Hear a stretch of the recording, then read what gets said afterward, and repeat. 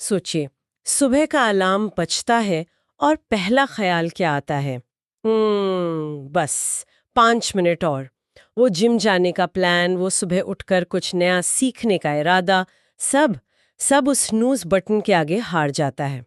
और हम खुद से कहते हैं, कल कल पक्का करूंगी। ये कहानी हम में से ज्यादातर लोगों की है, जहां हम उस एक जादुई दिन का इंतजार करते हैं जब हम पूरी तरह से मोटिवेटेड महसूस करेंगे। लेकिन क्या हो अगर वो दिन कभी आए ही ना?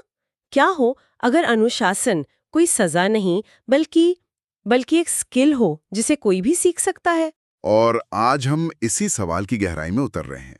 हमारे पास शेल्डन हाउ की किताब हाउ टू बी डिसिप्लिन के कुछ बहुत ही दिलचस्प सारांश और नोट्स हैं। हमारा मकसद आज सिर्फ ये जानना नहीं है कि अनुशासन क्या है, बल्कि ये समझना है कि इसे बनाया कैसे जाता है। क्योंकि किताब का सबसे बड़ा दावा यही है, अनुशासन कोई जन्मजात प्रतिभा नहीं है। ये तो छोटे छोटे लगातार उठाए गए कदमों से बनाया गया एक ढांचा है। और इन सिद्धांतों को समझने के लिए हम एक केस स्टडी ऋतिक की कहानी का भी इस्तेमाल करेंगे, जो इन सोर्सेज में दी गई है। ठीक है, तो चलिए इसे खोलते हैं। सबसे पहली और सबसे बड़ी गलतफहमी जिससे हम सब जूझते हैं वो है मोटिवेशन। हम सोचते हैं कि काम शुरू करने के लिए मोटिवेशन की जरूरत होती है। जब तक वो फीलिंग नहीं आएगी तब तक बिस्तर से उठने का भी क्या फायदा। लेकिन किताब कहती है कि यही सोच सबसे बड़ा जाल है। बिल्कुल, किताब इस विचार को जड़ से चुनौती देती है। अनुशासन मोटिवेशन से शुरू नहीं होता, बल्कि अनुशासन मोटिवेशन पैदा करता है। ये सुनने में उल्टा लगता है ना? लेकिन यही सच है। सोचिए, मोटिवेशन क्या है? ये एक भावना है, एक एहसास। और भावनाएं तो वो तो आती जाती रहती हैं। आज आप दुनिया जीतना चाहते हैं, कल शायद आपको कंबल से बाहर निकलने का भी मन ना करे। अगर आप अपनी प्रगति को अपनी भावनाओं पर छोड़ देंगे, तो आप कहीं नहीं पहुंचेंगे। लेकिन फिर हमारा दिमाग हमेशा मोटिवेशन के पीछे क्यों भागता है? इसमें ऐसा क्या आकर्षक है जो हमें फंसा लेता है? हम क्यों उस सही मूड का इंतजार करते रह जाते हैं? इसका एक बहुत गहरा, आप कह सकते हैं, एक बायोलॉजिकल कारण है, जिसे किताब प्रतिरोध या रेजिस्टेंस कहती है। इसे ऐसे समझिए कि हमारा दिमाग लाखों साल से सर्वाइवल के लिए बना है, और इसका पहला काम है ऊर्जा बचाना। कोई भी नया या मुश्किल काम, जैसे जिम जाना या कोई नई स्किल सीखना, दिमाग के लिए खतरा है, क्योंकि इसमें ऊर्जा खर्च होगी। तो वो हमें बहाने देकर रोकता है। आज मौसम अच्छा नहीं है, तुम बहुत थक गए हो, कल से शुरू करना बेहतर रहेगा। ये आलस नहीं है, ये दिमाग का सेल्फ डिफेंस मैकेनिज्म है। मोटिवेशन का इंतजार करना इसी प्रतिरोध के आगे झुकना है। वाह! तो जब हम स्नूज बटन दबाते हैं तो वो हम नहीं बल्कि हमारा लाखों साल पुराना दिमाग वो अपनी ऊर्जा बचा रहा होता है। ये तो पूरा नजरिया ही बदल देता है। तो अगर मोटिवेशन जवाब नहीं है तो पहला कदम क्या है? पहला कदम है स्पष्टता। मोटिवेशन की धुंध से निकलकर साफ साफ लक्ष्य बनाना। और यहीं पर हमारे सोर्सेज में दी गई ऋतिक की कहानी बहुत काम आती है। ऋतिक एक आम नौजवान था जो अपनी जिंदगी में फंसा हुआ महसूस कर रहा था। उसे पता था कि उसे कुछ बदलना है, लेकिन वो कुछ क्या है, ये उसे नहीं पता था। ये बातें सुनने में तो अच्छी लगती हैं, लेकिन जब इन्हें असल जिंदगी में लागू करने की कोशिश करते हैं, तब असली चुनौती सामने आती है। आपके सोर्स में ऋतिक की जो कहानी है, वो शायद इसे बेहतर तरीके से समझा सकती है। उसने शुरुआत कैसे की? हाँ, तो किताब पढ़ने के बाद उसका पहला काम था इस अस्पष्ट इच्छा को कि कुछ बदलना है, उसे ठोस लक्ष्यों में बदलना। उसने लिखा, अगले 6 महीनों में 10 किलो वजन कम करना, डिजिटल मार्केटिंग के 3 ऑनलाइन कोर्स पूरे करना और हर महीने 5 नई किताबें पढ़ना। ये लक्ष्य साफ थे, मापने लायक थे और एक समय सीमा के साथ थे। किताब कहती है कि जब तक आप ये नहीं जानते कि आप कहाँ जा रहे हैं, आप वहाँ कभी नहीं पहुँचेंगे। लेकिन 6 महीने में 10 किलो वजन कम करना या 3 कोर्स पूरे करना, ये सुनने में ही बहुत बड़ा और डरावना लगता है। मुझे लगता है कि ज्यादातर लोग यहीं हार मान लेते होंगे। बिल्कुल सही। और इसीलिए अगला कदम और भी जरूरी है, बड़े लक्ष्यों को बहुत छोटे रोजमर्रा के कामों में तोड़ना। ऋतिक ने 10 किलो का लक्ष्य नहीं देखा, उसने बस ये तय किया कि पहले हफ्ते वो सिर्फ 15 मिनट जॉगिंग करेगा। सिर्फ 15 मिनट। कोई भी 15 मिनट निकाल सकता है ना? इसी तरह 3 कोर्स पूरे करने के बजाय उसने हर दिन सिर्फ 30 मिनट पढ़ाई करने का लक्ष्य रखा। इससे दिमाग का जो प्रतिरोध वाला सिस्टम है, वो एक्टिवेट ही नहीं होता। और मुझे लगता है कि सिर्फ लक्ष्य बनाना ही काफी नहीं होगा। इन कामों को करने के लिए एक सिस्टम भी तो चाहिए होगा। एकदम सही। यहीं पर दिनचर्या या रूटीन की भूमिका आती है। ऋतिक ने एक रूटीन बनाया, सुबह 6 बजे उठना, फिर 15 मिनट जॉगिंग, फिर 30 मिनट पढ़ाई और उसके बाद बाकी के काम। अब यहाँ दिलचस्प बात यह है कि पहले दिन क्या हुआ होगा?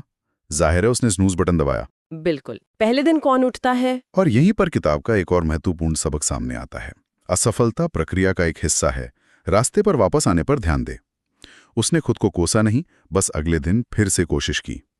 रूटीन का जादू यह है कि वो निर्णय लेने की थकान को खत्म कर देता है। आपको हर सुबह खुद से ये बहस नहीं करनी पड़ती कि क्या मुझे आज जिम जाना चाहिए। ये बस वो काम बन जाता है जो आप उस समय करते हैं। आपकी विल पावर सीमित है, उसे छोटे छोटे फैसलों पर बर्बाद मत कीजिए। तो ऋतिक ने लक्ष्य बना लिए, रूटीन भी सेट कर लिया, सब कुछ कागज पर तो बढ़िया लग रहा था, लेकिन फिर असली दुश्मन सामने आया होगा।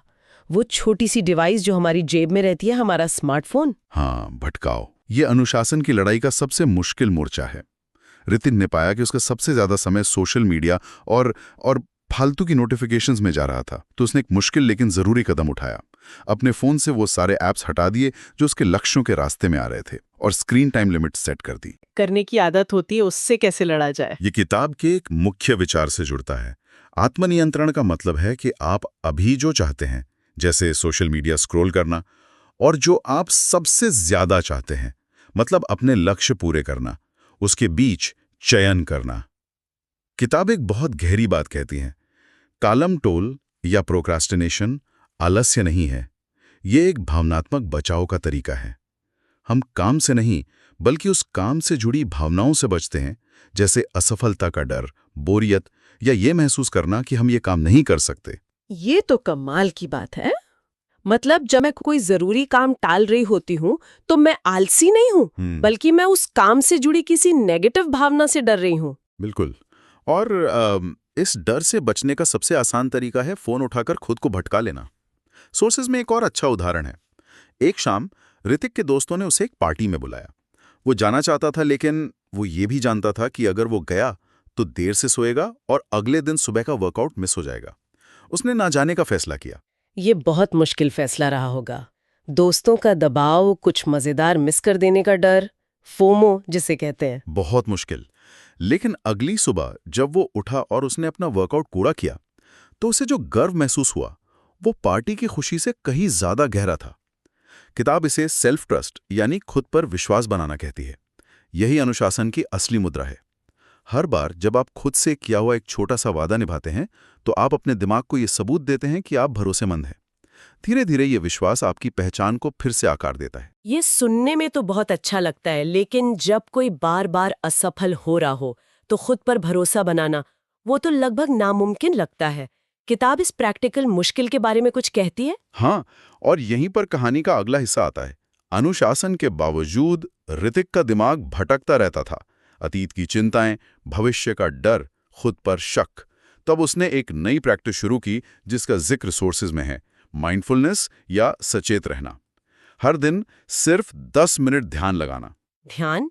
ज्यादातर लोगों को लगता है कि इसका मतलब है अपने दिमाग को खाली कर देना, विचारों को रोक देना। क्या ये मुमकिन है? यही सबसे बड़ी गलतफहमी है। माइंडफुलनेस विचारों को रोकने के बारे में नहीं है, बल्कि उन्हें बिना किसी निर्णय के देखने के बारे में है। किताब में एक बहुत अच्छी एनालॉजी है। मन एक बंदर की तरह है जो हमेशा एक विचार की डाली से दूसरी पर कूदता रहता है। माइंडफुलनेस आपको इस बंदर को वश में करने में मदद करती है। वाह, ये एनालॉग तो एकदम सटीक है। मतलब हमें बंदर को चुप नहीं कराना, बस उसे देखना है कि वो कहाँ कहाँ कूद रहा है और फिर धीरे से उसे वापस अपनी सांसों पर ले आना है। बिल्कुल। इससे होता यह है कि आप अपने विचारों से अपनी पहचान जोड़ना बंद कर देते हैं। आप ये समझना शुरू कर देते हैं कि आप अपने विचार नहीं हैं, आप उन विचारों को देखने वाले हैं। यह आपको उस भावनात्मक प्रतिक्रिया से एक कदम पीछे हटने की शक्ति देता है जो टालमटोल का कारण बनती है। और फिर ऋतिक की जिंदगी में वो मोड़ आया जो सबकी जिंदगी में आता है, असफलता। उसे एक बड़े प्रोजेक्ट में नाकामी मिली जिस पर उसने बहुत मेहनत की थी। उसे लगा जैसे सब कुछ बिखर गया। और ऐसे पल में तो अनुशासन और खुद पर विश्वास सब कुछ ताश के पत्तों की तरह ढह जाता है। हाँ, क्योंकि हमारा समाज असफलता को एक अंतिम फैसले की तरह देखता है, लेकिन किताब इसे एक बिल्कुल अलग नजरिए से प्रस्तुत करती है। किताब का अगला अध्याय था असफलता से सीखें। यह असफलता को एक नैतिक निर्णय के रूप में नहीं बल्कि सिर्फ जानकारी या डेटा के रूप में देखने को कहती है। आपकी रणनीति काम नहीं की, आप असफल नहीं हुए। ये एक बहुत शक्तिशाली बदलाव है। मतलब असफलता आपकी पहचान का हिस्सा नहीं है, वो बस एक नतीजा है जिससे आपको सीखना है। ठीक यही किताब कहती है कि अनुशासित लोग वे नहीं हैं जो कभी असफल नहीं होते, बल्कि वे हैं जो असफलता को अपनी पहचान नहीं बनने देते। और सबसे जरूरी बात, वापसी की गति असफलता से बचने से ज्यादा मायने रखती है। आप कितनी जल्दी गिरकर वापस उठते हैं और ट्रैक पर आते हैं, यही असली अनुशासन है। और इन सब अनुभवों से गुजरते हुए ऋतिक ने आखिरकार सबसे महत्वपूर्ण सबक सीखा होगा जो इन सब चीजों को एक साथ जोड़ता है। हाँ, और वो है निरंतरता या कंसिस्टेंसी। उसने महसूस किया कि एक दिन 5 घंटे जिम करने से कुछ नहीं होता, रोज 20 मिनट करना कहीं ज्यादा शक्तिशाली है। छोटे दोहराए जाने वाले कार्य जब लंबे समय तक लगातार किए जाते हैं तो वे आपकी आदतें और फिर आपकी पहचान बन जाते हैं। अच्छा, तो ये बात है। मतलब ये एक अनुशासित इंसान बनने के बारे में नहीं है ताकि आप काम कर सके, बल्कि ये काम करने के बारे में है ताकि आप एक अनुशासित इंसान बन सकें। ये तो बिल्कुल उल्टा है जैसा हम सोचते हैं। आपने इसे बिल्कुल सही तरीके से समझा है। किताब इसे बहुत खूबसूरती से समझाती है। आपका हर कार्य उस व्यक्ति के लिए एक वोट है जो आप बनना चाहते हैं। जब आप सुबह उठकर वर्कआउट करते हैं तो आप एक स्वस्थ व्यक्ति बनने के लिए वोट कर रहे हैं। जब आप किताब का एक पन्ना पढ़ते हैं तो आप एक ज्ञानी व्यक्ति बनने के लिए वोट कर रहे हैं। धीरे धीरे ये वोट जमा होते हैं और आपकी नई पहचान बना देते हैं। और फिर शायद एक दिन आता है जब ये सब एक प्रयास जैसा महसूस होना बंद हो जाता है और ये बस आप बन जाते हैं। बिल्कुल। और इसका अंतिम इनाम पता है क्या है? आज़ादी। ये सुनने में अजीब लग सकता है कि अनुशासन आज़ादी देता है, क्योंकि हम इसे बंधनों से जोड़ते हैं। लेकिन ये आपको आज़ादी देता है आवेगी फैसलों से, पछतावे से और हर सोमवार को बार बार शुरू करने के उस थकाऊ चक्र से। अनुशासन आपको बांधता नहीं है, ये आपको वो करने के लिए मुक्त करता है जो आप असल में करना चाहते हैं। तो इन सभी सोर्सेस को खंगालने के बाद इसका सार क्या निकलता है? शेल्डन हाउ की किताब और ऋतिक की कहानी का संदेश बहुत सरल और शक्तिशाली है। अनुशासन कोई पहाड़ नहीं है जिस पर एक दिन में चढ़ना है। ये हर दिन, खासकर उन सामान्य बोरिंग दिनों में जब आपका बिल्कुल मन न हो, एक एक पत्थर रखने जैसा है। ये खुद पर सख्ती करने के बारे में नहीं, बल्कि खुद से किए वादे निभाने के बारे में है। और ये हमें एक बहुत ज़रूरी सवाल पर लाकर छोड़ता है। किताब कहती है कि अनुशासन असल में वो इंसान जो आप बनना चाहते हैं और आपका रोज का व्यवहार इसके बीच के अंतर को कम करने की प्रक्रिया है। तो सुनने वालों के लिए सोचने वाली बात यह है कि कल वो इस अंतर को कम करने के लिए ऐसा कौन सा एक छोटा, मामूली सा लेकिन निरंतर कदम उठा सकते हैं। अगर ये गहरी बातचीत आपको अच्छी लगी और आप ऐसी और भी गहराइयों में उतरना चाहते हैं तो हमारे चैनल को लाइक, शेयर और सब्सक्राइब जरूर करें। आपका एक क्लिक हमें ऐसी और भी ज्ञानवर्धक चर्चाएं आप तक लाने में मदद करता है। धन्यवाद।